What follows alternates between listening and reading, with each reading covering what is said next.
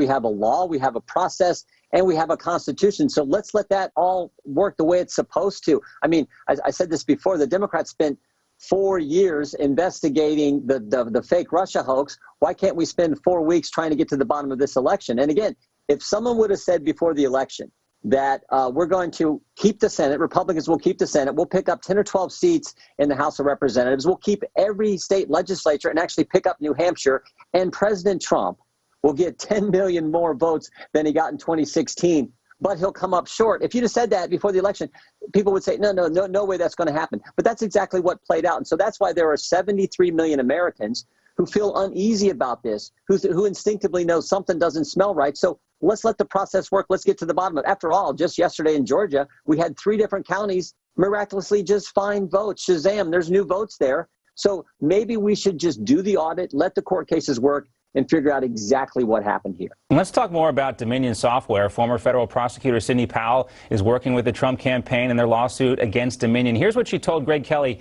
here on Newsmax last night. It's a foreign company, no matter how you look at it. So they've already violated the president's order against foreign interference in our elections. Our votes were actually eventually counted in Barcelona, Spain, or Frankfurt, Germany, on foreign servers. There are a lot of allegations about there against Dominion. And again, we're waiting for all this stuff to get sorted out. But I think most Americans have a big problem, Congressman, with the fact that a foreign company, Dominion, Canadian company, is so involved in our elections. This Smartmatic company, also a foreign conglomeration of venture capitalists and different entities. 70% of the American voting, equipment is controlled by foreign companies. How is that possible?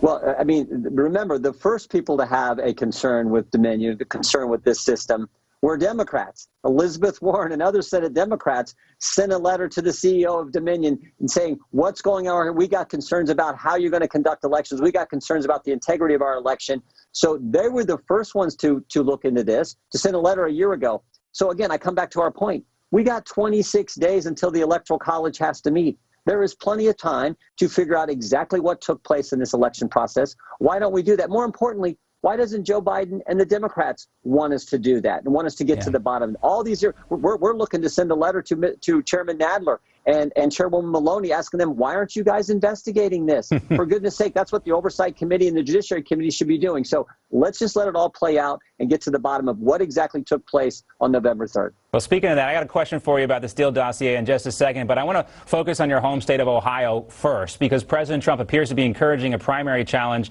to the governor there, Mike DeWine, in 2022. Here's what the president tweeted. Who will be running for governor in the great state of Ohio will be hotly contested. Now, of course, DeWine was the co-chair of the president's re-election committee campaign in Ohio. On Sunday, though, he did tell CNN that the president should start the transition process with Joe Biden. What's going on there in your home state with the governor and the president?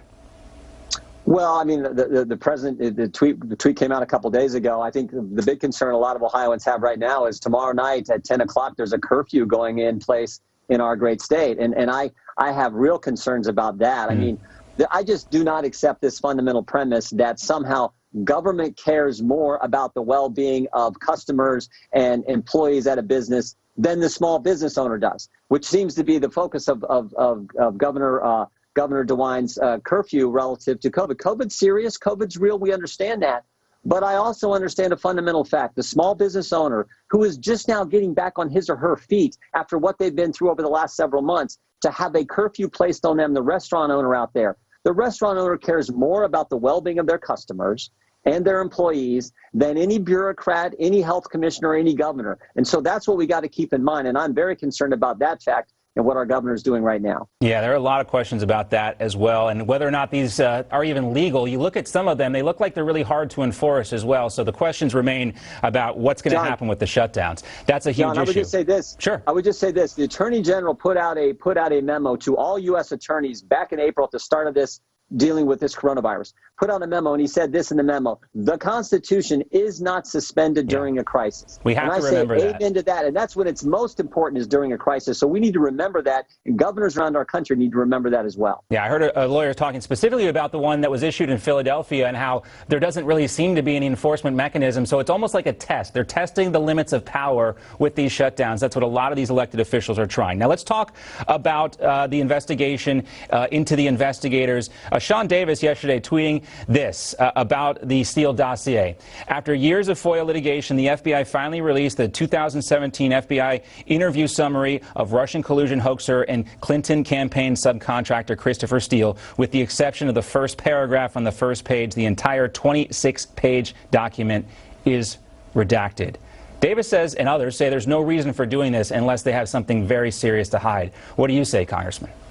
I think this is just consistent with the way Chris Wray has been since he's been FBI director. We never seem to get the information. Chris Wray's the same guy who told us the FISA process was fine, and just a few weeks after he made that statement in front of the Judiciary Committee, just a few weeks later, we had Inspector General Horowitz put out a report on the FISA process and said every single FISA application they looked at had major problems. Some of them they couldn't even find what's called the Woods file, which is the file they keep that has the underlying evidence before you even go to the FISA court. So this is just sort of par for the course for FBI Director Wray. It's unfortunate. We know that all the things that took place from when they started this spying on the president clear back in July of 2016 and everything that took place, we know it was all a joke. We know there was never a proper predicate. And the only reason we know it was never a proper predicate is because Rick Grinnell, not Chris Wray, right. Rick Grinnell released the transcripts that Jim Clapper and Susan Rice and all these people said there was never any collusion. We never saw any evidence of collusion, but they did this investigation anyway.